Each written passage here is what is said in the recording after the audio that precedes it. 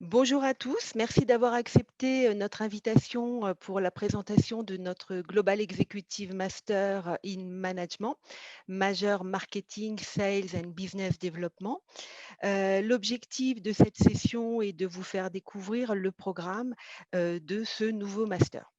Alors, je suis Christine Colomb, conseillère formation.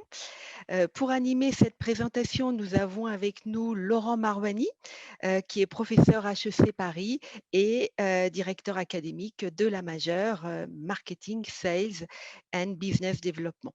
Nous avons la chance d'avoir avec nous ce matin une alumni. Il s'agit de Christelle Sépi, qui est là pour témoigner de son expérience à HEC et qui pourra répondre à vos questions.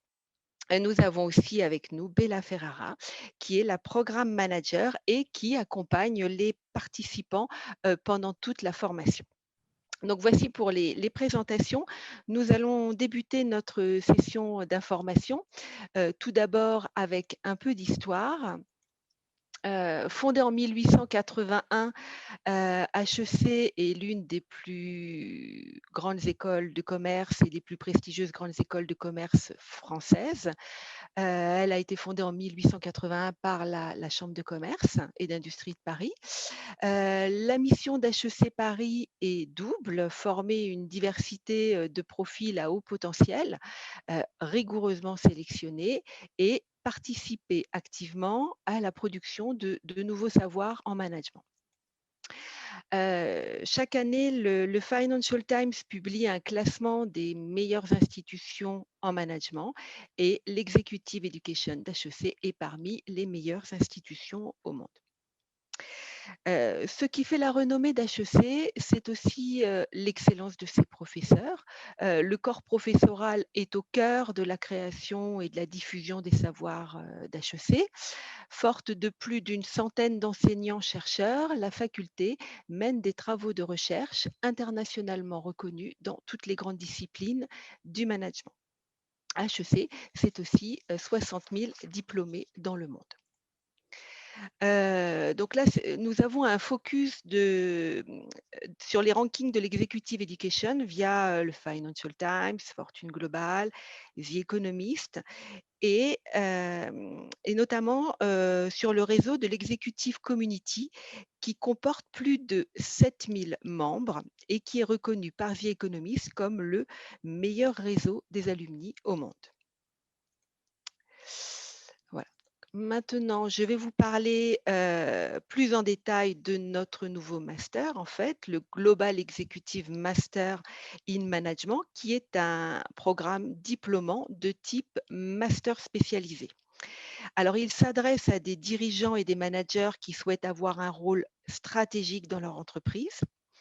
Dans cet environnement post-Covid, les entreprises ont besoin de dirigeants autonomes avec une vision stratégique intégrant l'intelligence collective, l'innovation et l'esprit entrepreneurial. Et ce programme a l'avantage de vous permettre de personnaliser votre parcours parmi un choix de 6 majeurs, dont l'objectif est de développer une dynamique de création de valeur, pour l'ensemble des parties prenantes avec lesquelles l'entreprise interagit. Alors, pourquoi faire un Global Executive Master in Management? Tout d'abord, c'est un diplôme en management de niveau bac+5, accrédité par la Conférence des grandes écoles à destination de cadres, dirigeants, décidés à enrichir leur expertise et à renforcer leur expérience managériale. Chaque année, HEC forme plus de 8 000 managers du monde entier.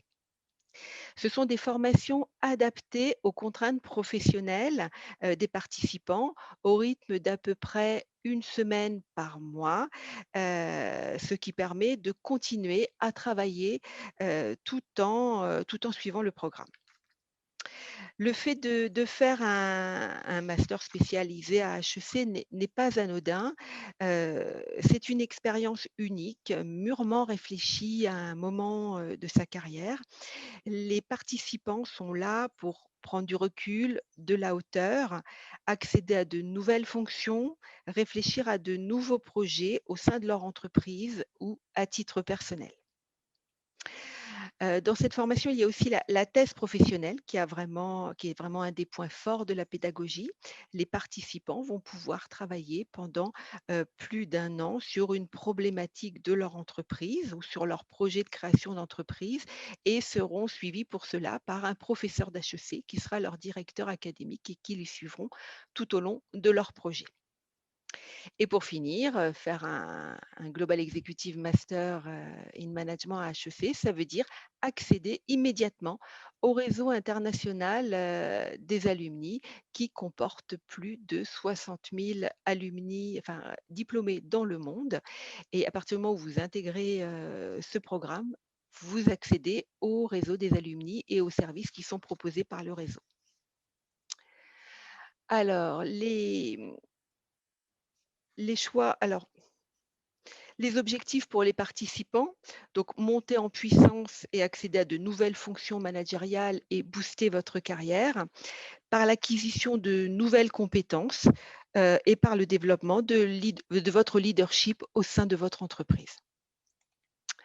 Alors là, c'est un récapitulatif des 6 majeurs. Donc là, aujourd'hui, nous allons faire un focus sur la majeure marketing, sales et business development.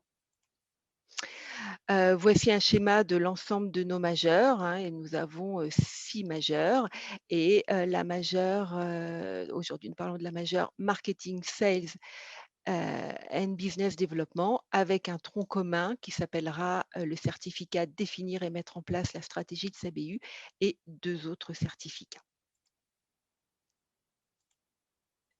Alors, la majeure, marketing, sales and business development, c'est tout d'abord une équipe avec Laurent Marwani, directeur, académique de cette majeure, Claudine Choucteau, directeur des masters, spécialisés et des certificats et Bella Ferreira, responsable de programme sur cette majeure. Bella, si tu veux nous dire un petit mot dès maintenant? Oui, avec plaisir. Merci Christine. Bonjour à tous. Merci beaucoup d'être parmi nous ce matin. Merci pour votre intérêt envers nos programmes et notamment celui-ci, cette majeure. Donc, je suis Bella Ferreira, chef de projet et responsable de ce programme, aux côtés de Laurent Marouani, notre directeur académique. Donc, le but et ma mission principale est de vous accompagner. Donc, je travaille sur les programmes avec le directeur académique, avec les équipes, pour préparer au mieux possible les modules, les préparer et pour qu'ils puissent répondre à vos attentes, à vos besoins, naturellement. Et ensuite, tout au long de votre cursus, je suis là pour vous accompagner. Je vous accueille depuis le premier jour jusqu'à la fin, votre dernier jour. Je serai en permanence avec vous. Et, et mon but, mon objectif principal est de vous accompagner pour vous rendre au mieux, au plus facile, cette expérience unique qui vous attend. Une expérience qui vous marquera le reste de vos jours. C'est à la fois très enrichissant d'un point de vue professionnel, académique, mais aussi humainement. Et moi, je suis là pour ça, pour vous aider, pour vous soutenir, pour vous renseigner, vous informer. Et on ne se quitte plus tout au long de la formation et même après, puisque j'ai le plaisir de rester en contact avec les alumni également, dont Christelle qui est là. Et voilà, c'est un vrai plaisir, un vrai bonheur pour moi et un honneur que de pouvoir être parmi vous tout au long de la formation. Je resterai pendant ce webinaire attentive à vos questions. Merci. Merci Bella. Alors le positionnement et l'originalité de cette majeure, donc ce master est centré sur les interactions entre les directions marketing, communication et commerciale.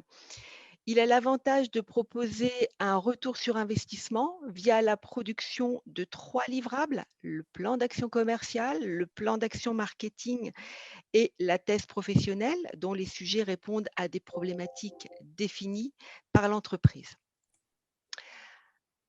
Les objectifs pour les participants, bah, bien sûr, bâtir votre stratégie dans sa globalité en intégrant les composantes du marketing, de la communication et du développement commercial, acquérir les outils académiques pour y parvenir et vous les approprier et être au fait des dernières innovations pour optimiser votre développement commercial.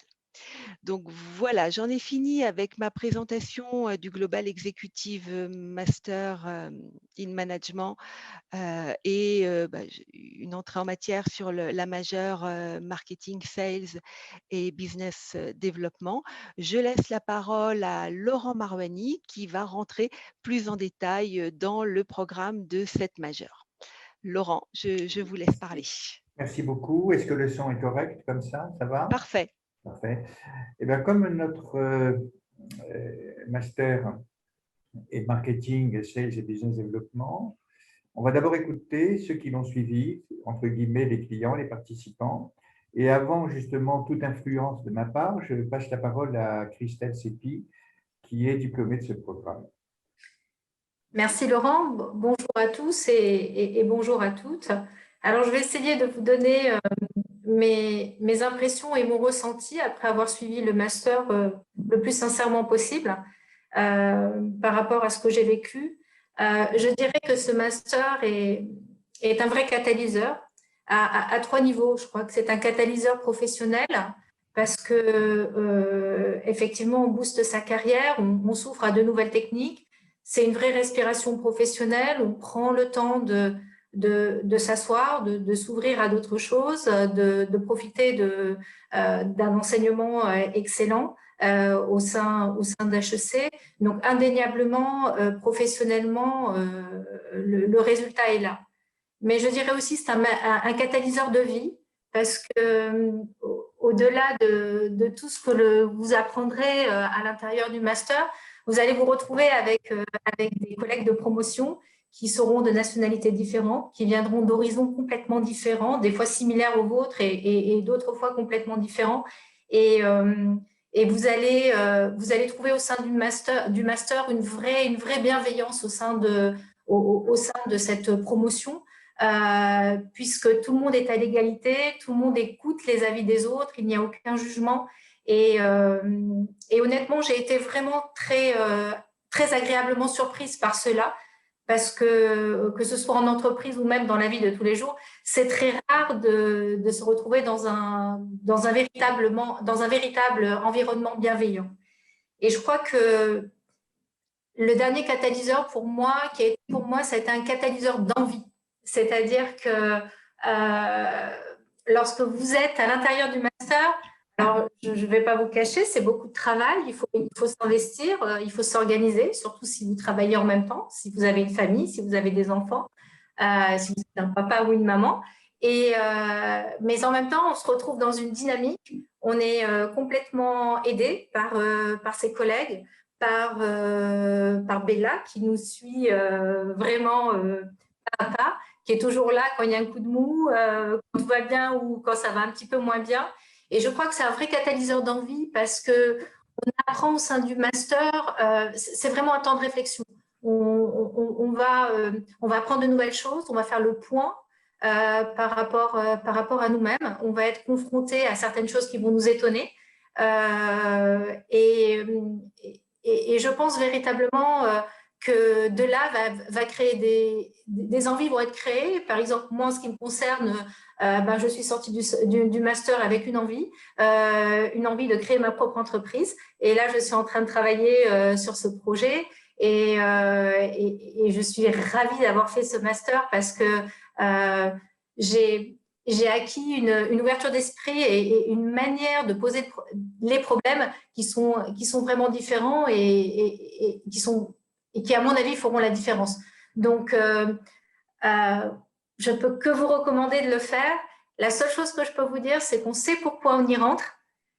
Mais honnêtement, quand on en sort, on ne peut pas faire la somme des bénéfices parce que ça déclenche quelque chose en vous. Et je crois que les bénéfices, j'ai été diplômée en 2020, aujourd'hui on est 2021 et tous les jours je découvre des nouvelles choses et souvent la petite graine ou le petit déclencheur, ça a été pendant le master.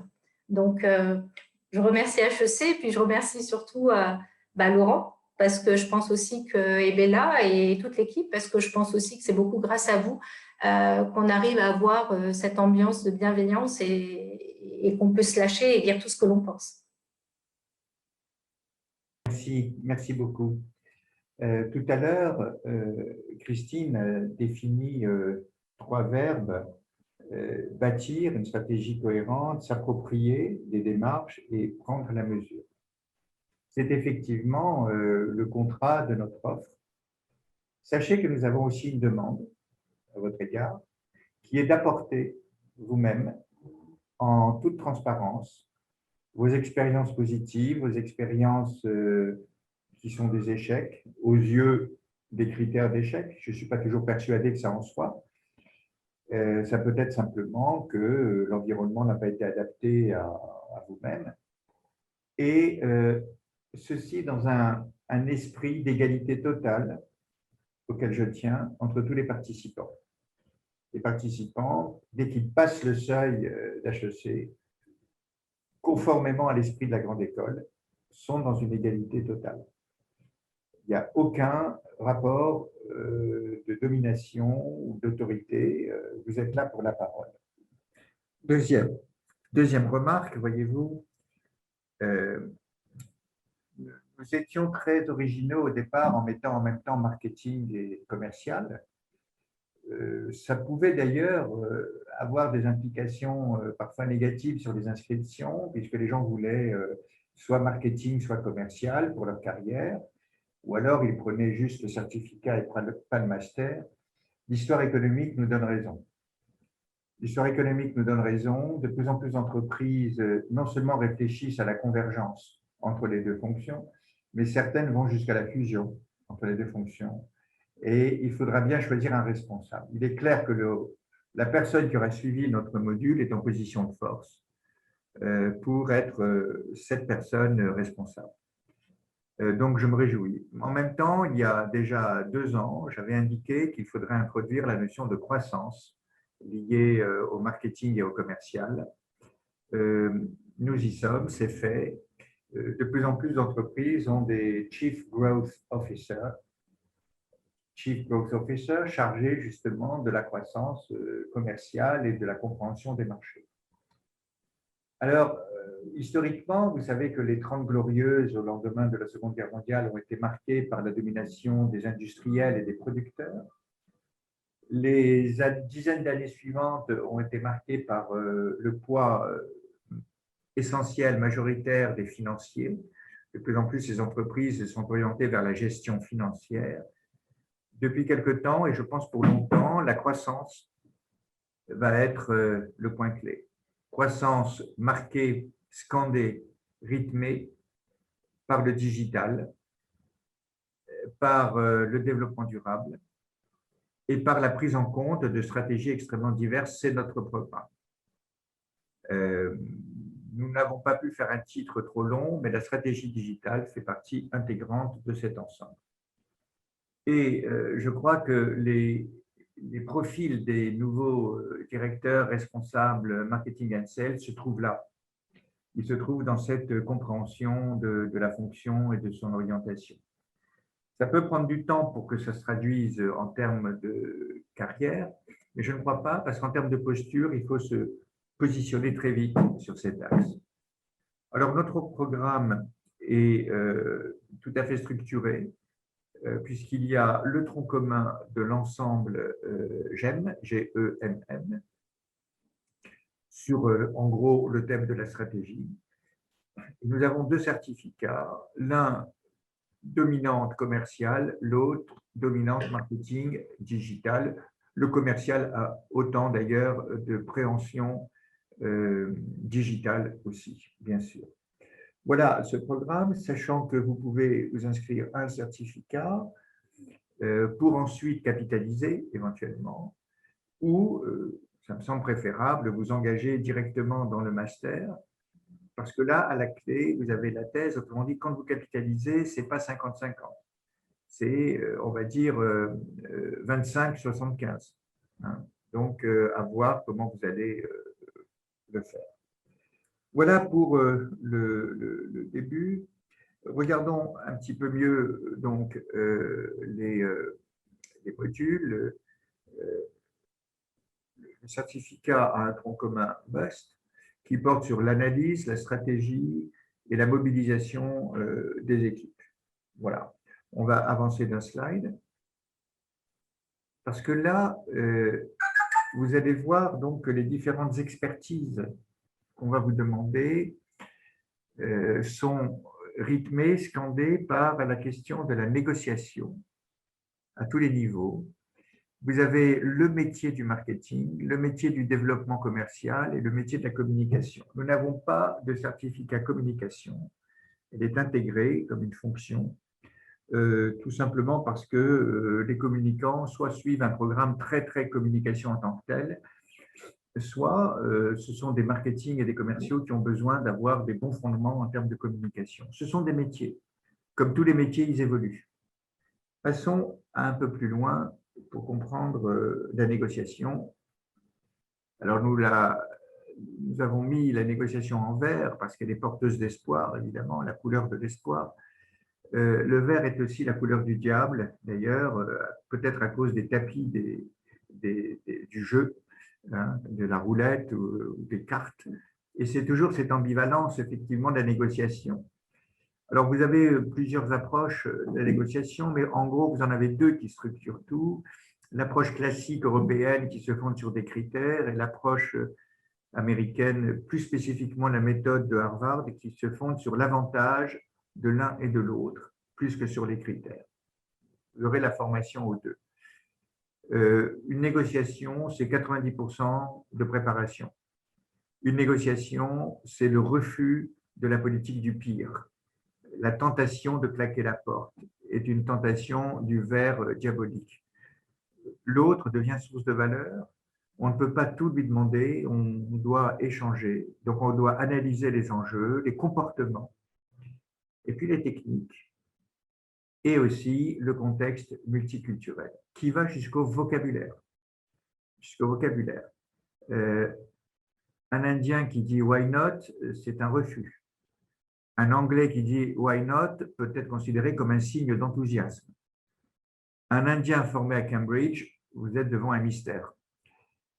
Est-ce que c'est la composante indienne ou la composante Cambridge qui s'exprime dans le why not? Donc, vous allez, tout au long de nos séminaires, avoir un apprentissage de la négociation. Mais vous aurez aussi un apprentissage de la négociation simplement par la discussion avec vos camarades. Beaucoup de choses s'obtiendront par cette négociation qui est si utile et si caractéristique des sociétés humaines. Vous avez ensuite un métier marketing et digital. Alors, quand je dis digital, c'est la digitalisation du business et pas le marketing digital uniquement. Ça me semble une erreur de faire du marketing digital une discipline de substitution au marketing. Le marketing, c'est le marketing, il se digitalise comme toute entreprise. Toute entreprise se digitalise et son marketing aussi. Anne-Sophie Tourtoulou, qui est professeure associée chez nous, s'occupe de ce certificat avec un diagnostic marketing et l'élaboration de stratégies et leur mise en œuvre. Le slide suivant parle de l'autre certificat, hein, en écho, son frère jumeau, la direction commerciale, dont je m'occupe directement. Notre originalité, c'est que nous introduisons fortement la gestion des équipes commerciales. Donc, le côté RH fait partie, la motivation, la rémunération. Tout cela est très important. Ça n'est pas seulement un acte de vente, c'est aussi un acte de mise en dynamique des équipes de vente sur la base, bien sûr, de la construction d'un plan commercial réaliste et finalement adapté à ce que veut l'entreprise, c'est-à-dire pas forcément la croissance la plus forte, mais la croissance la plus intéressante. Nous passons au slide suivant sur la communication. Eh bien, sachez que tout au long, vous devrez maîtriser votre communication avec vos camarades, avec les enseignants, avec tout le monde. Mais il y a des techniques, donc il y a une base conceptuelle, il y a des méthodes, des technologies qui nous impactent et nous aurons un séminaire sur le leadership lié à la communication. À HEC, je plaide en faveur non pas d'une communication technique, mais d'une communication de leadership qui permet d'assurer sa position en tant que telle. Je prends un exemple, la marque. La marque est une valeur, la marque est un élément fort de la communication. Aujourd'hui, si vous comparez la communication de Mercedes et de BMW pour prendre la voiture, qui est le domaine par excellence de la communication, vous apercevez qu'elles sont opposées. À savoir que Mercedes dit « vous allez acheter une voiture électrique, mais c'est d'abord une Mercedes ». Et Mercedes a été à la pointe de la technique depuis la création de la marque Mercedes. Et BMW est engagé dans une communication suicidaire où ils disent Hello Boomer, en se moquant de la clientèle des BM traditionnelles sous prétexte qu'il faille acheter une BM électrique. Et donc, toute la caractéristique de la marque est détruite par la communication actuelle pour avoir une nouvelle clientèle qu'ils n'ont pas encore et en se moquant de leur clientèle actuelle, ce qui est désastreux. Voilà deux marques qu'on pourrait considérer comme assez proches et qui ont des communications totalement opposées, l'une dans l'ADN de la marque, l'autre dans l'opposé de l'ADN de la marque. Regardons un peu plus avant donc, ce qu'il en est. Vous allez avoir une thèse et je passe la parole à Christelle. La thèse, le sujet du master qui va vous occuper pendant les 3 derniers mois et qui va vous stresser un petit peu. En fait, cette thèse professionnelle est vraiment une opportunité parce que vous allez choisir un sujet qui va être en lien avec la problématique de votre entreprise. Vous allez être accompagné par un professeur, par Bella. Et c'est vraiment un voyage que vous allez faire parce que vous allez vous retrouver face à vous-même, au départ un peu perdu, et en vous disant « je ne vais jamais y arriver, je ne vais jamais y arriver ». Et en fait, vous allez vous rendre compte que vous allez y arriver haut la main, que c'est un effort. Ça va être au départ, ou effectivement un effort, un peu dans la douleur au départ. En tout cas, moi, je l'ai vécu comme ça. Au départ, ça a été un peu dans la douleur. Mais une fois que vous l'avez terminé, c'est un vrai plaisir. Et je peux vous dire que vous êtes sacrément fiers de l'avoir terminé et de l'avoir soutenu. Donc, cette thèse professionnelle, la seule chose pour ceux qui vont se lancer dans le master, la seule chose que je peux vous dire, c'est n'ayez pas peur de la thèse, croyez en vous. Et tout le monde l'a fait et ça se passe très, très, très bien. Voilà. Si je peux… Alors justement, j'allais passer la parole à Bella parce que voyez-vous, vous allez avoir un tuteur académique qui va vous orienter, qui va vous aider. Mais la thèse, c'est aussi une aventure personnelle et le rôle de Bella est tout à fait important dans cette aventure et donc je lui demande si elle veut bien intervenir là-dessus. Oui, merci beaucoup Laurent. Nous deux, on va dire, on est un duo tous les deux. Mais ce que je voulais rajouter par rapport à la thèse, lorsque Christelle nous dit les 3 derniers mois, vous allez être plongé dans la thèse, moi je dis toujours aux participants, non, pas les 3 derniers mois. Il faut dire que Christelle était dans un contexte très particulier et qu'elle a réussi haut la main cet exercice qui n'est pas si facile que ça, certes, mais encore une fois, Christelle, tu t'en es extrêmement bien sortie. C'était très, très bien et bravo encore. Sauf que ce n'est pas que les 3 derniers mois. En fait, le sujet d'une thèse déjà se mûrit dès le jour de la rentrée. C'est-à-dire que le jour de la rentrée, on vous parle de tous vos travaux académiques et Laurent Marouani va vous demander pratiquement à commencer à y réfléchir. Et ensuite, on vous affecte un tuteur dès le mois de juin de votre entrée. Donc, vous rentrez en avril, en juin, on vous affecte un tuteur et à partir de là, vous travaillez main dans la main avec votre tuteur académique. Voilà. Et c'est vrai qu'il y a un coup de pression. Par contre, Christelle, tu as raison, les 3 derniers mois, parce que là, on est en pleine rédaction. Là, on mange, on rêve, on pense, on ne parle plus que de la thèse et c'est bien normal.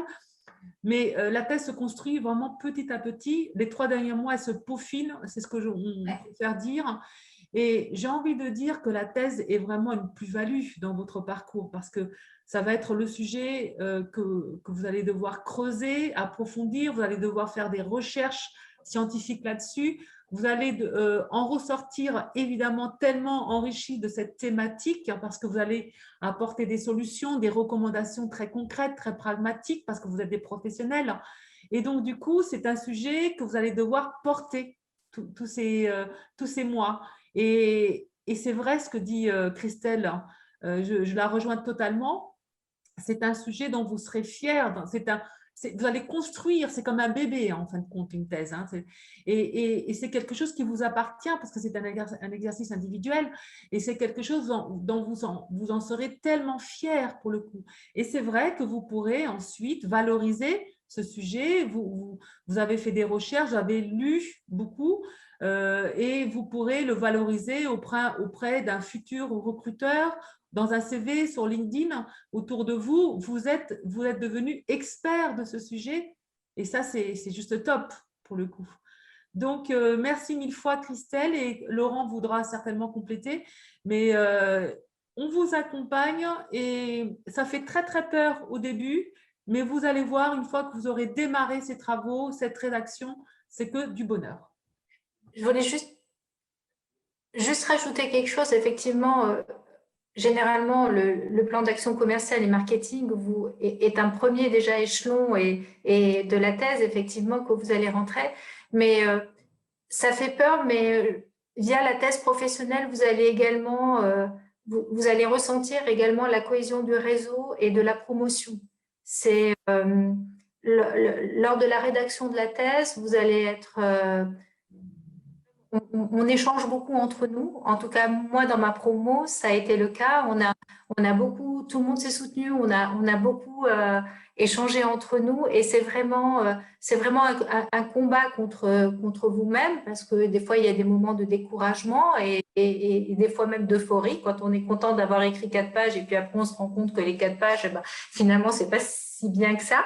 Mais là, vous allez aussi voir la force du réseau lorsque vous allez rédiger votre thèse, du soutien en tout cas des autres, de vos compagnons de promo. Alors oui, voilà, tout a été dit. C'est un travail qu'il faut faire une fois dans sa vie. C'est ce que j'appelle l'obligation de plume. Alors, on est loin d'être avec un porte-plume, hein, évidemment, mais vous voyez, on vit dans un monde où on a des petits messages courts, souvent écrits en abrégé, qu'on envoie beaucoup trop vite. Et le temps, on ne sait pas le suspendre, on ne sait pas l'arrêter. Et parfois, on ne sait même pas ce qu'on pense quand on écrit. Hein. Je ne suis pas pessimiste, mais je dis qu'on est dans une sorte de rapidité d'exécution. La thèse, c'est un temps long que l'on prend. Je ne vais pas maintenant vous donner les conseils pour écrire une thèse, mais il y en a 2 ou 3 très simples qu'il faut avoir en tête.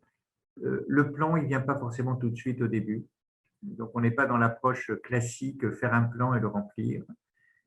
C'est souvent le contenu, au fur et à mesure qu'il avance, qui fixe le plan, qui le détermine. Une thèse, c'est toujours un thème et un contexte spécifique. Donc, ce n'est pas, par exemple, la stratégie de prix, c'est, par exemple, la stratégie de prix alors qu'on vend en ligne et qu'on vend en magasin. Voilà, par exemple. Donc, il y a toujours une formulation intéressante dans la thèse qui vous permet d'explorer. Elle est souvent appliquée à un domaine, mais fondée aussi sur des recherches. Ce n'est pas la peine de réécrire ce que d'autres ont déjà écrit. On peut gagner beaucoup de temps simplement en lisant, en coagulant un savoir. Et vous verrez, vous en serez très heureux. Et puis, vous en serez en même temps très déçu parce que vous n'aurez que 20 minutes pour présenter tout ce travail.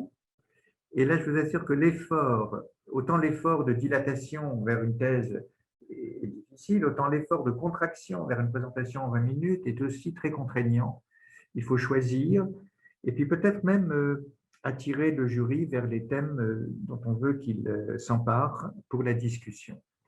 Voilà donc cette thèse. Il faut la travailler dès le premier jour et les 3 derniers mois, effectivement, nous sommes dans la ligne droite et on y va, on fonce et on regarde la ligne d'arrivée. Passons au slide suivant qui parle de la pédagogie. Alors nous sommes à HEC et dans notre master particulièrement orientés sur l'équilibre. Équilibre entre l'approche conceptuelle et l'approche pratique. Équilibre entre ce qui est théorique et ce qui est opérationnel. équilibre entre l'écoute et la prise de parole, équilibre entre le travail individuel et le travail collectif. Alors, si je fais 50-50 à chaque fois, j'arrive à une sorte de morcellement de la carte, mais je ne vous garantis pas que ça sera 50-50 tout le temps, mais c'est cela que nous recherchons. Voilà.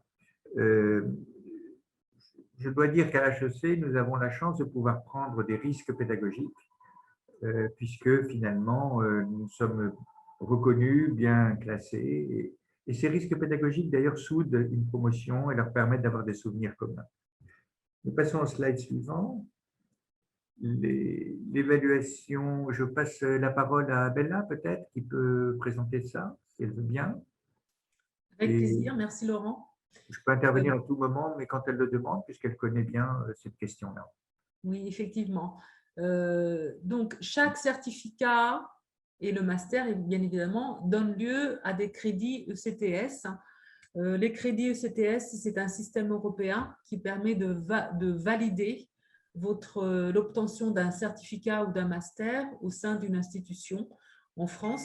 Et donc, ça veut dire que ce certificat ou ce master sera valorisé et validé par les autres institutions. Imaginons que vous obtenez un certificat à HEC et que vous aimeriez capitaliser à Londres ou à Berlin ou n'importe où en Europe. Et donc, vous avez la possibilité de continuer vos études dans un autre institut donc en Europe, tout en ayant acquis ces crédits ECTS. Donc, c'est un moyen de valoriser donc, les travaux académiques qu'on va devoir vous demander tout au long de votre cursus, sachant que chaque module donne lieu à une notation. Donc, ça veut dire que vous devrez travailler en général en groupe pour chaque module et à chaque fois que les travaux que vous aurez réalisés seront notés et donc validés par des crédits ECTS. La thèse pèse très lourd. Pour le coup, un module, ce qu'il faut savoir, c'est qu'un module pèse entre 4 ou 5 ECTS. Un module, c'est une semaine complète. Et ensuite, la thèse pèse 30 crédits ECTS. Donc, autant vous dire que la thèse est très, très importante dans l'obtention de votre master. Voilà, on continue sur le timeline du programme, Bella. Oui, le timing du programme. Timing du programme du lundi au jeudi de 8h30 à 12h30, de 13h30 à 17h30. Donc, oui, effectivement. Donc, alors, je ne sais pas si les heures de 8h30 sont figées, ça peut être 8h30 ou 9h en fonction des intervenants. Je verrai à ce moment-là avec Laurent Marouani, le directeur, et Anne-Sophie Tourtoulou, comment on construit la semaine. Mais il est vrai qu'on va vous demander de vous mobiliser pendant 4 jours complets du lundi au vendredi. Ça veut dire que du lundi au vendredi, vous n'êtes plus dans votre entreprise, par exemple. Vous êtes à 100% donc à HEC, 100% avec nous dans le cadre des programmes, des enseignements, du lundi au jeudi de 8h30 à 17h30. Mais aussi pendant les pauses, pendant le déjeuner, nous aurons des dîners parfois le soir. Et la richesse, on l'a déjà dit tout à l'heure, la richesse de ce programme, que ce soit certificat ou master, c'est aussi bien les enseignements que vous allez pouvoir acquérir pendant ces 4 jours, mais aussi les partages et les échanges. Et Christelle en a très, très bien parlé.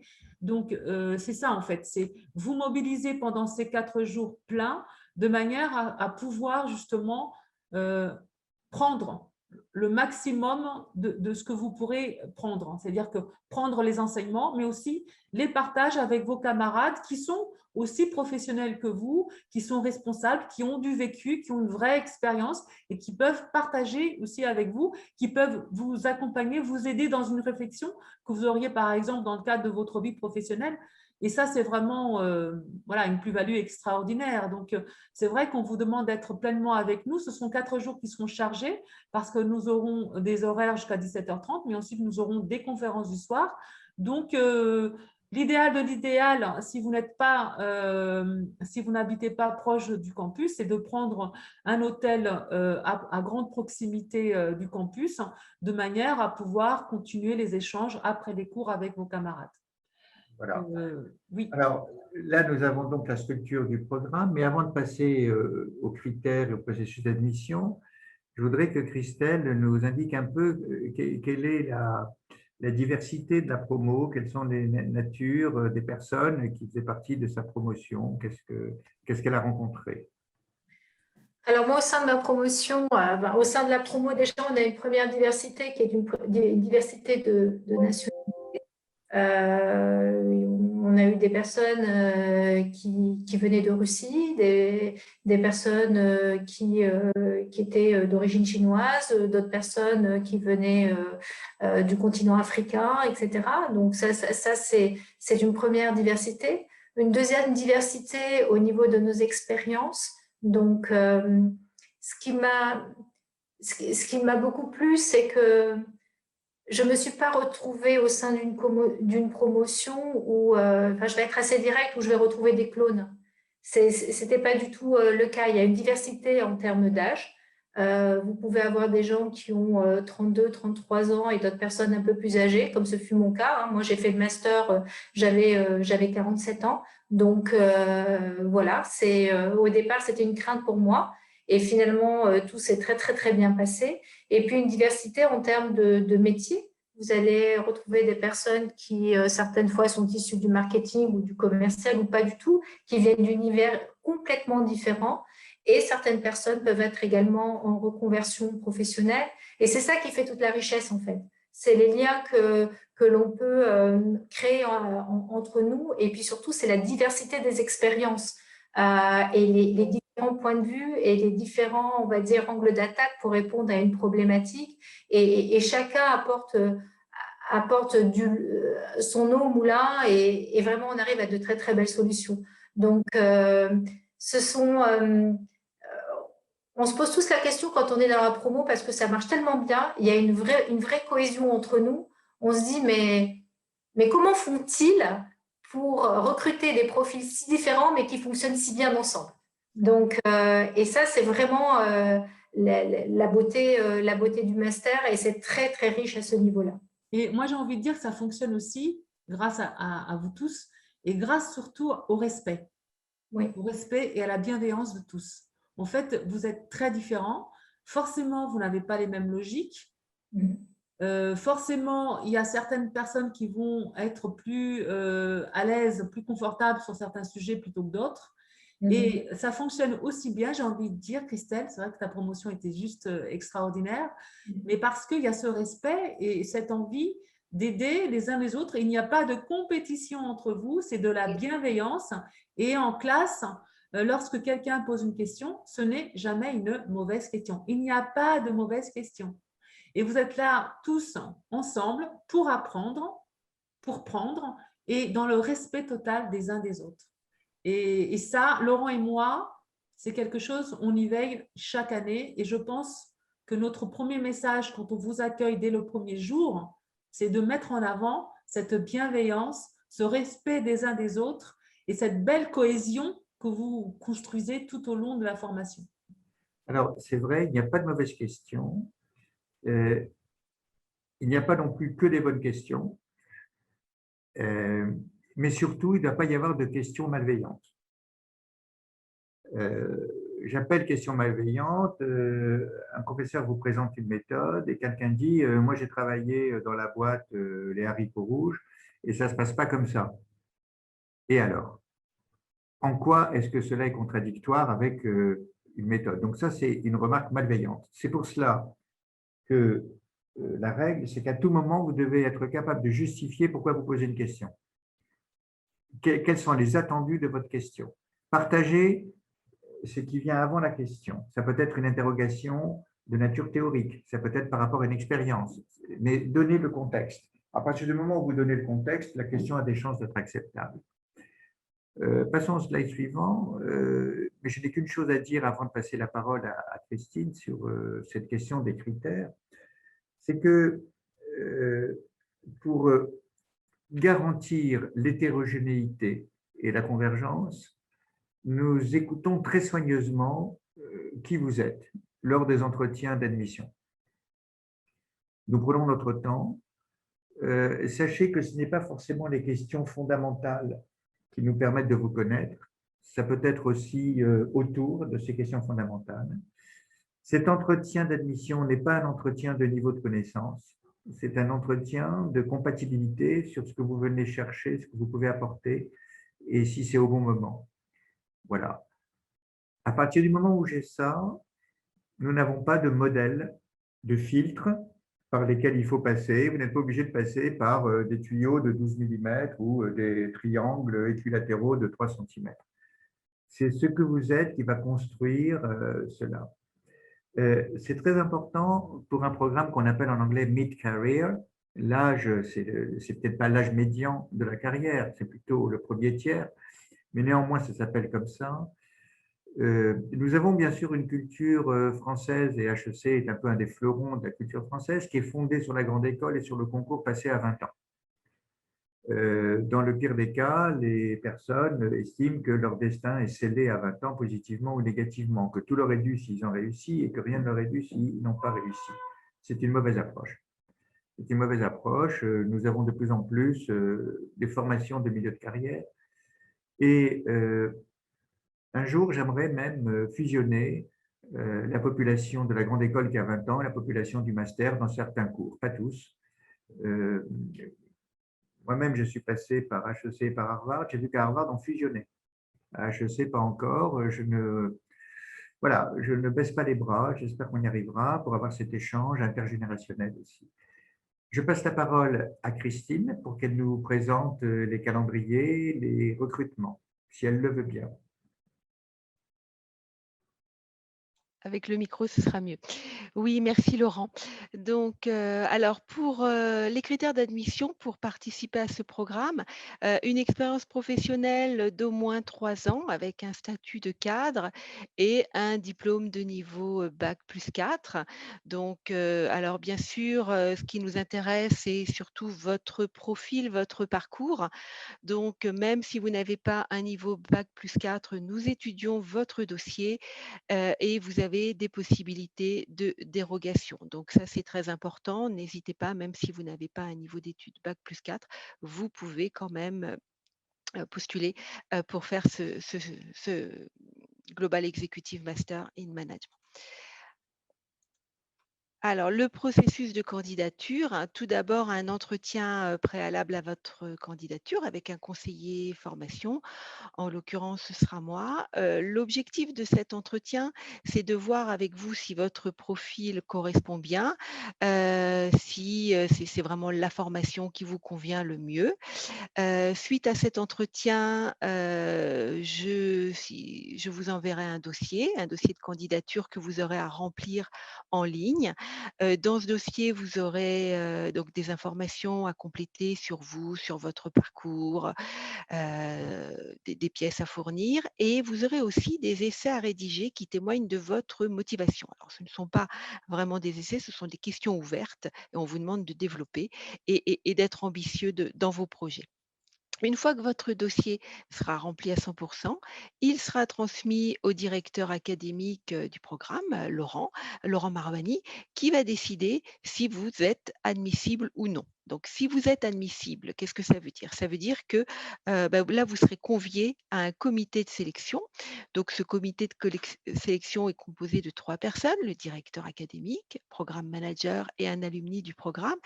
Et pendant ce comité de sélection, on va vous remettre une étude de cas sur laquelle vous allez travailler pendant 1 heure.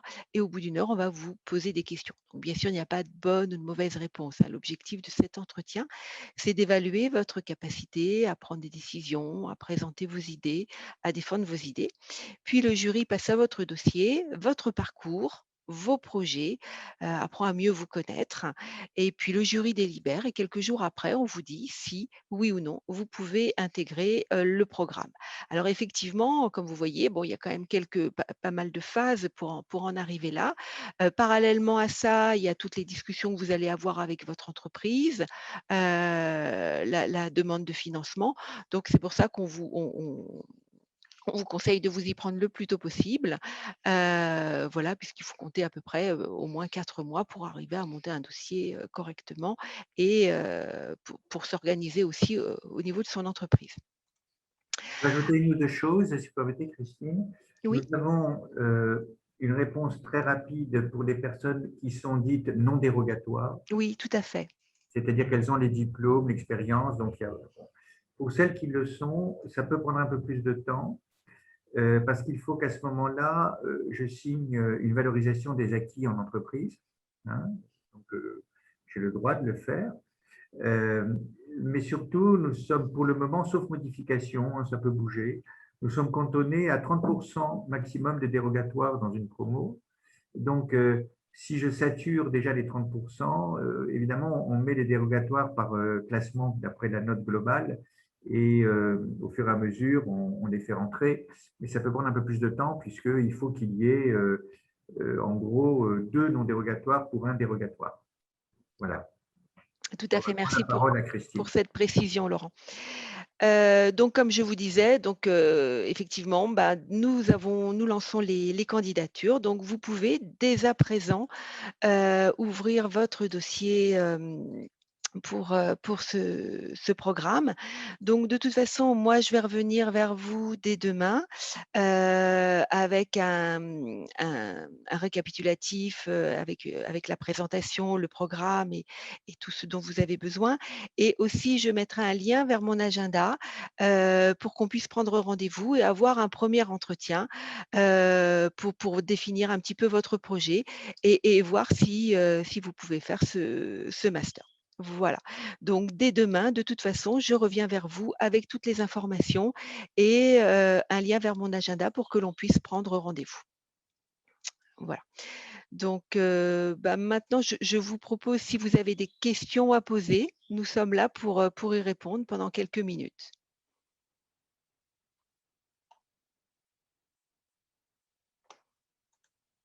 Alors, n'hésitez pas. Christine, tout à l'heure, il était demandé sur le chat que cette présentation allait être envoyée, n'est-ce pas, hein? Oui, tout à fait. Donc, je vais vous envoyer la présentation et le replay dès qu'il sera disponible.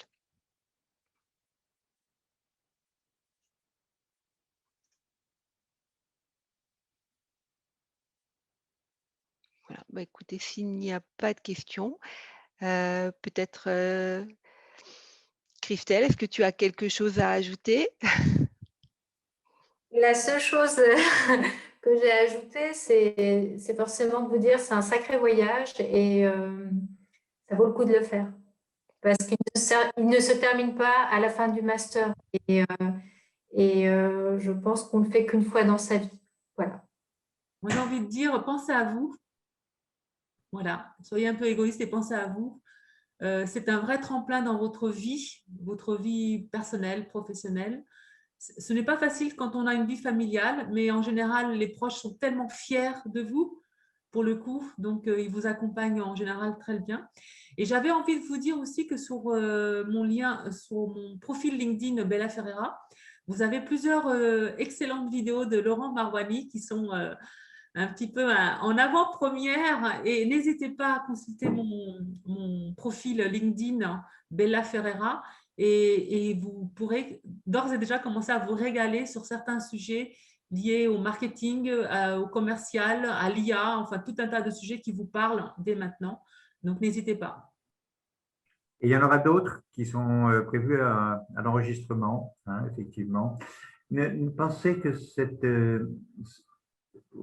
adhésion à notre programme, c'est bien sûr une aventure professionnelle, c'est aussi une aventure personnelle. Ça peut correspondre à un moment de votre vie où vous voulez vous interroger plus globalement et cela vous permet d'avoir un cadre très différent, très nouveau, assez serein parce que les grandes écoles sont assez assurées d'elles-mêmes, elles offrent pas cette certitude, mais cette confiance. D'autant qu'à l'issue du programme du master, vous rentrez dans l'annuaire des anciens élèves HEC, donc vous rentrez dans cette communauté qui, ça a été dit au début, est considérée maintenant comme le réseau le plus efficace de solidarité mondiale. On a été ravis de dépasser Harvard là-dessus et bien que notre club à Paris soit moins confortable que celui de Harvard à New York, nous avons une véritable solidarité entre les anciens, solidarité d'écoute, solidarité de mouvement. Voilà. Nous arrivons presque à midi, donc je repasse la parole à Christine qui mène cette session? Alors, je vois une question. Alors, les cours sont-ils dispensés en français ou en anglais? Les cours sont Alors, je dispensés vais en vous laisser. français. Il se peut que certains cours soient en anglais si c'est la langue de l'interlocuteur. Donc, on vous demande de ne pas être ignorant de la capacité à comprendre un exposé en anglais. J'ai envie de dire que c'est vrai que nous avons pas très nombreux intervenants qui interviennent en anglais, mais ils maîtrisent tous le français. Et donc, par exemple, ils parlent en anglais et vous avez la possibilité de poser la question en français ou faire vos travaux en français. Voilà. Et moi, je dis toujours à mes participants que c'est un gros atout qu'ils vous fassent une présentation en anglais parce que ça vous permet d'acquérir un certain jargon en anglais sur la matière, sur la thématique. Et ça c'est vraiment très, très bon pour vous, pour votre carrière aussi à vous. C'est toujours plus chic de dire entrepreneur que entrepreneur. Mais bon, certains tuteurs n'acceptent pas les mémoires en anglais. La plupart les acceptent. Donc, il suffit de signaler. Si vous désirez rédiger votre travail en anglais, vous me le dites, hein, vous le dites à Bella et puis on arrange ça. C'est pas compliqué. Il se peut que vous soyez plus à l'aise. Il nous est arrivé, par exemple, d'avoir des participants ou des participantes venant du Liban qui étaient parfaitement bilingues mais qui préféraient rédiger en anglais. Bon, voilà, ça marche. Donc, ce n'est pas, la langue n'est pas une barrière. Mais il faut que vous écriviez bien l'anglais. Hein. On veut pas, bon, on ne va pas vous demander d'être Shakespeare, mais on ne va pas vous demander non plus d'annoncer l'anglais sous prétexte que vous rédigez en anglais. Enfin, si vous prenez l'engagement de la rédaction en anglais, il faut que vous ayez un bel anglais. En tout cas, efficace. Moi, Ah, j'avais juste une petite alors, question, une petite chose à rajouter à l'attention des jeunes femmes et des jeunes mamans. Parce que souvent, on se pose la question par rapport au master, on se dit, on a des enfants en bas âge, est-ce que est-ce qu'on peut le faire? Pensez à vous, on peut le faire. Je voulais juste partager au sein de ma promo, j'ai une collègue qui avait 3 enfants en bas âge. Elle a réussi brillamment son master. Donc, ne vous mettez pas d'obstacles inutiles. Euh, Même pour les garçons, parce que je parle des femmes, mais il y a aussi des papas seuls avec des enfants. Ça se fait très bien. Donc, ne vous mettez surtout pas d'obstacles inutiles et pensez à vous. Et plus, c'est très vrai. Et parlez-en à votre famille. Voyez, on s'est rendu compte, on a été un peu surpris, mais que les enfants avaient une fierté incroyable du fait que le papa ou la maman reprenait les chemins de l'école. Et je ne vous dis pas le jour de la remise des diplômes, quand ils viennent me demander si le papa ou la maman travaillait bien à l'école. Parce que là, c'est la sacrée revanche sur comment ça, tu n'as pas eu un très bien en or aujourd'hui. Bon, là, ils veulent savoir et ils sont très, très fiers de ça. Et ça crée même des liens de complicité encore plus forts. alors là, nous avons 2 questions. Ce master vient en remplacement du master Must ou en plus. Donc, je veux dire, c'est 2 masters différents. Il y a Global Executive Management, Global Executive Master in Management qui est l'intitulé global. Global Executive Master in Management majeure stratégique management pour Must et la majeure marketing, sales et business development pour l'anciennement direction commerciale, marketing et stratégie digitale. Donc, ça ne vient pas à la place. C'est une majeure différente de la majeure management d'unité stratégique.